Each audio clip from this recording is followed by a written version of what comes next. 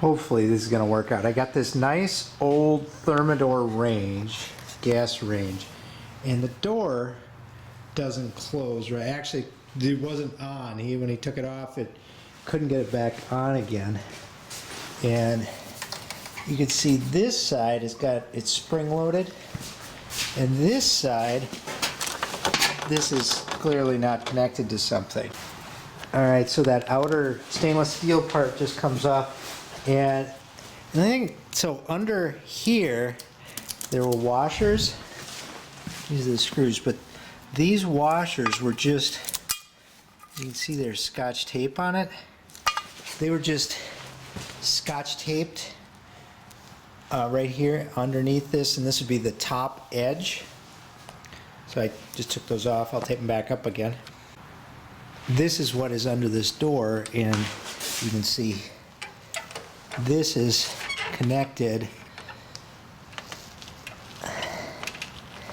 There's just a pin at the end of this arm, and it just pushes on the end of this spring, and this spring is a push type spring, and so it resists as it closes and then helps shut the door. And you can see this rides this thing has an axis or an axle, goes through there. And if I look on this other side, well, for one, this spring is not attached, and two, you can see what the problem is that this pin has come out right here. So I need to get that pin back through there somehow. I think if I take these screws out, I can take this whole mechanism out, which would be helpful. So now with those screws out on the end, I should be able to pull this whole unit out. Alright, from my unlimited supply of nuts and bolts, I found one. It sticks out a bit. I don't think that's going to matter just because there's insulation in there. So let's put that in and see if it works.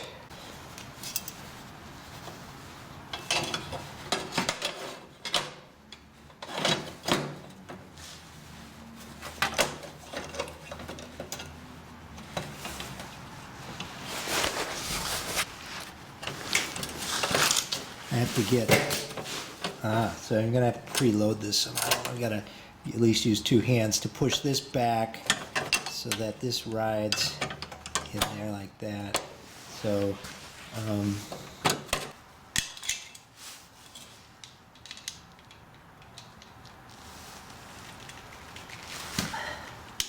there. So, got that stuck back in there. Now it's springy. Put it back in.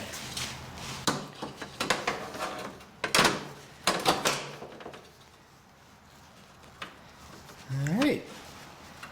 Let's just put all these screws back in. Yeah, now's a good time actually to really get some oven cleaner, I think, and clean it up. So I'm going to do that first. Alright, I hit this a couple of times with oven cleaner and still got a lot of stuff. So I'm using a razor blade, and that is cleaning it up pretty well. Raw. That is 3 or 4 minutes pretty well spent. Look at how nice and clean that is. Okay, I've got my washers taped back on with my official Scotch tape, and then I'm going to use two hands, I think, set this down, but gotta be careful to lock this edge in first. There we go. And then the back edge should go in. There we go. We're just screw it back together again and put it back on the oven. Okay, here's how you put this on.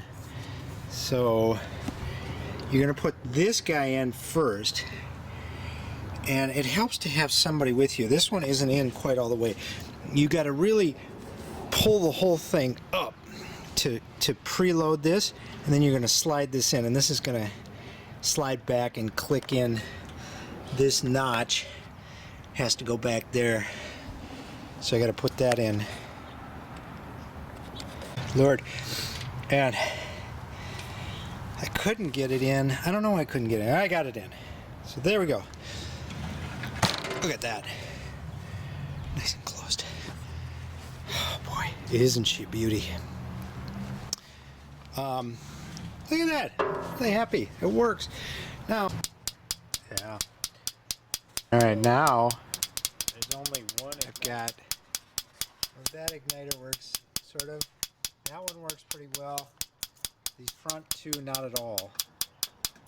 And when I turn this on, nothing. And this one, I get a click,